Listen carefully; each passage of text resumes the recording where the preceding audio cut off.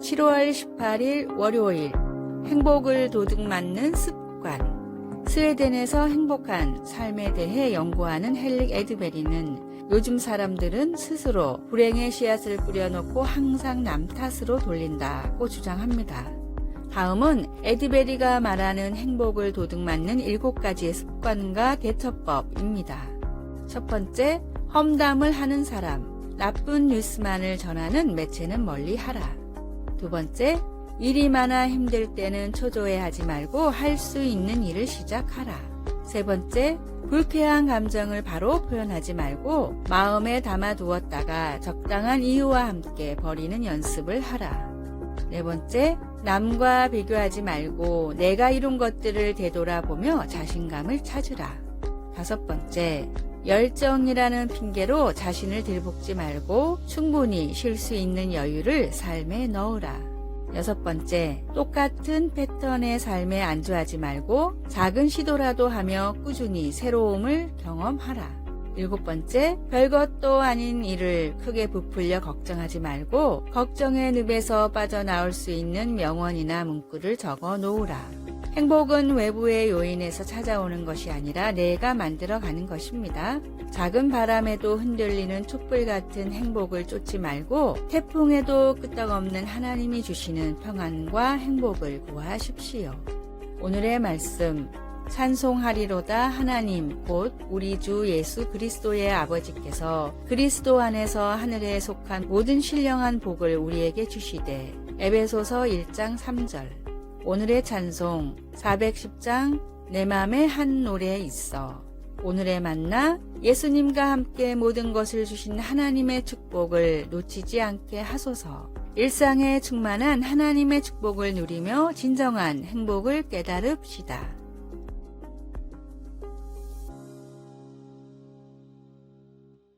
(7월 19일) 화요일 가장 위대한 교향곡.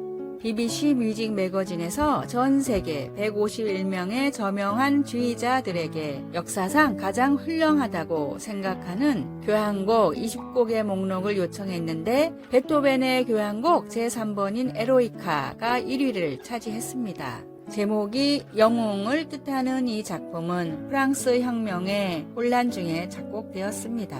게다가 이 곡은 베토벤이 청력을 점차 잃고 있던 힘든 시기에 탄생했습니다. 이 음악은 시련을 맞게 될 때 인간이라는 것, 그리고 살아있다는 것이 무엇을 의미하는지를 극한 감정의 음조로 보여줍니다. 베토벤의 교향곡 제3번은 행복과 슬픔, 그리고 궁극적인 승리라는 거친 음조의 변화를 담아내며 인간 영혼에 대한 시대를 초월한 헌사로 받아들여지고 있습니다. 바울 사도가 고린도 교회에 보낸 첫 번째 서신 또한 비슷한 이유로 주목할 만합니다. 뽀는 아니지만 영감으로 쓰인 글을 통해 축복 속에서 일어서고 영원히 부서지는 갈등으로 슬픔에 빠지고 은사를 받은 이들이 하나가 되어 서로를 위해 하나님의 영광을 위해 함께 일하면서 다시 일어섭니다. 둘의 차이점이라면 바울 서신에서는 인간 영혼의 승리를 성령 하나님께로 바치고 있다는 것입니다. 바울은 우리에게 이루 말할 수 없는 그리스도의 사랑을 다 같이 경험할 것을 강력히 권하면서 하나님 아버지께서 우리를 함께 부르시고 성자 예수님이 인도하시고 성령께서 감동케 하신다는 것을 우리로 깨닫도록 도와줍니다. 말씀, 우리가 유대인이나 헬라인이나 종이나 자유인이나 다 한 성령으로 세례를 받아 한 몸이 되었고 또 다 한 성령을 마시게 하였느니라. 고린도전서 12장 13절. 찬송 475장 인류는 하나 되게. 기도, 성자 예수님을 바라보고 성령님을 의지하며 하나님께서 나같이 소음을 만드는 자와 함께 무엇을 하실 수 있는지를 점점 알아가면서 제가 다른 사람들과 무엇을 함께 할 수 있는지를 보게 해 주소서. 아멘.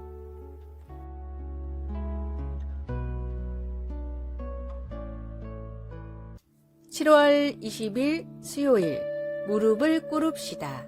상인과 함께 오래 사막을 다닌 낙타들은 아침마다 떠날 채비를 하는 주인 앞에 나와서 무릎을 꿇고 짐을 실어주기를 기다리는 습성이 있습니다.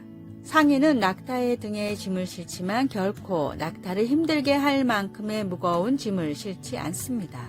날씨 등의 이유로 때로는 한 달이 넘게 사막을 건너야 하기 때문에 욕심을 부리다가 낙타가 지치거나 병이 나면 오히려 손해이기 때문입니다. 이 사실을 잘 아는 낙타는 상인이 실어주는 짐을 마다하지 않고 오히려 아침마다 상인 앞에 무릎을 꿇습니다.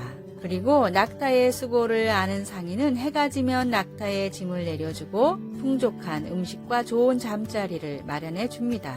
비록 낙타는 종이고 상인이 주인이지만 낙타는 상인을 믿고 상인은 낙타를 위하기 때문에 목표한 곳에 도착하기까지 서로를 아끼고 신뢰하는 마음은 더욱 커져갑니다. 어쩌면 우리의 신앙도 이와 비슷한 모습입니다. 상인을 신뢰하는 낙타처럼 그리스도인은 당연히 짊어져야 할 짐을 지어야 하고 그 짐을 감당하기 위해 매일 주님 앞에 무릎을 꿇어야 합니다. 주님이 주신 말씀과 명령을 지키며 천국으로 떠나는 그날까지 주님을 더욱 알아가는 은혜를 달라고 간구하십시오.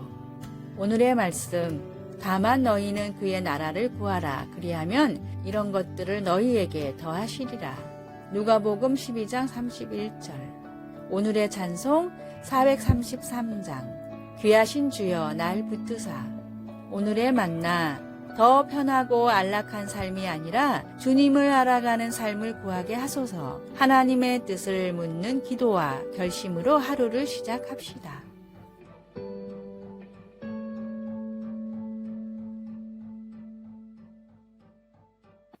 (7월 21일) 목요일, 우리를 안고 가시는 하나님. 2019년 바하마 역사상 최악의 자연재해였던 극심한 비바람과 홍수를 동반한 허리케인 도리안이 바하마의 여러 섬들을 덮쳤습니다.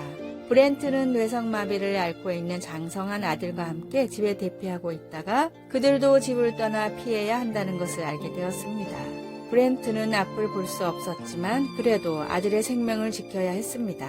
그는 부드럽게 아들을 어깨 위에 태우고 안전한 곳으로 옮기기 위해 턱까지 차오른 깊은 물속으로 들어갔습니다. 엄청난 장애물을 맞닥뜨린 육신의 아버지도 아들을 돕기 위해 이처럼 애를 쓰는데 하물며 우리 하나님 아버지께서는 그분의 자녀들을 얼마나 많이 염려하시는지 생각해 보십시오. 구약에서 모세는 하나님의 백성들이 믿음이 흔들리는 위기에 처했을 때 하나님이 그들을 어떻게 옮기셨는지 떠올렸습니다. 그는 하나님께서 광야 가운데 먹을 것과 물을 주셨고 대적들과 싸우셨으며 구름 기둥과 불 기둥으로 인도하셨던 것을 이스라엘 백성들에게 상기시켜 주었습니다. 모세는 하나님이 그들을 위해 행하셨던 많은 일을 묵상하면서 이렇게 말했습니다. 여러분도 다 아는 일이지만 여러분의 하나님 여호와께서는 마치 아버지가 자식을 돌보듯이 광야에서 여러분을 보살펴 주셨습니다. 광야를 지나는 이스라엘 백성들의 여정은 쉽지 않았고 때때로 그들의 믿음은 약해졌습니다. 하지만 그 여정은 하나님의 보호 아래 일용할 양식을 공급받았다는 증거가 넘칩니다. 아버지가 아들을 다정하게, 용감하게, 그리고 확신 있게 안고 가는 모습이 바로 하나님께서 이스라엘을 돌보시는 것을 보여주는 완벽한 모습입니다. 우리의 믿음이 시험 받는 어려움에 마주할 때라도 하나님이 거기 계셔서 그 어려움들을 뚫고 우리를 안고 가신다는 것을 기억하십시오. 말씀, 사람이 자기의 아들을 안는 것 같이 너희의 하나님 여호와께서 너희가 걸어온 길에서 너희를 안으사 이곳까지 이르게 하셨느니라 하나. 신명기 1장 31절. 찬송 406장 고난 내 영혼 편히 쉴 곳과. 기도, 제가 느끼지 못하더라도 하나님께서 저를 안고 가심을 기억하도록 도와주소서. 주님의 권능과 긍휼하심에 감사드립니다. 아멘.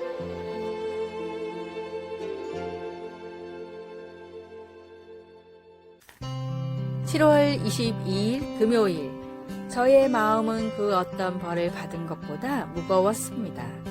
중학교 1학년 때 감자라는 별명을 가진 친구가 있었습니다. 생김새는 물론 만만한 성격이 감자 이미지와 비슷했고 무엇보다 그 친구의 부모님이 농사를 짓기 때문이었습니다.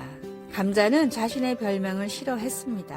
놀리지 말라고 부탁했으나 그럴수록 감자라고 부르는 입은 많아졌습니다. 하루는 감자와 함께 수업을 듣게 되었습니다. 평소 감자와 친하지 않았지만 저는 다른 아이들처럼 감자를 놀리고 도망가는 일을 반복했습니다. 순간 감자가 울음을 터뜨리더니 제 멱살을 잡았습니다. 저를 비롯한 아이들은 당황했고 이 일은 금세 담임선생님 귀에 들어갔습니다. 감자를 놀려서 미안한 마음, 담임선생님께서 모범생인 제게 실망할까봐 불안한 마음, 아이들 앞에서 멱살 잡혔다는 창피한 마음이 수업 내내 저를 감쌌습니다. 수업이 끝나고 담임선생님은 우리를 불러 어떻게 된 일인지 상황을 물으셨습니다. 그때 저는 평생 후회할 말을 내뱉고 말았습니다. 저만 그런 것이 아니에요. 다들 감자라고 부르는데 괜히 얘가 최악의 변명이었습니다. 그런데 이어진 감자의 말이 놀라웠습니다. 모두 저를 감자라고 불러서 얘도 그랬을 거예요. 친구야, 갑자기 화내서 미안해. 도리어 자신의 행동을 사과하는 감자의 모습에 선생님은 우리를 화해시키고 일을 마무리 지었습니다. 그러나 저의 마음은 그 어떤 벌을 받은 것보다 무거웠습니다. 이후 저는 감자와 조금 친해져서 이름을 부르는 사이가 되었지만 마음속의 말은 전하지 못했습니다. 친구야, 미안해. 여호와께서는 높이 계셔도 낮은 자를 굽어 살피시며 멀리서도 교만한 자를 아심이니이다. 시편 138편 6절. 아래의 빨간색 글자 구독을 누르시어 더 많은 전도의 열매를 맺으시기를 기도합니다.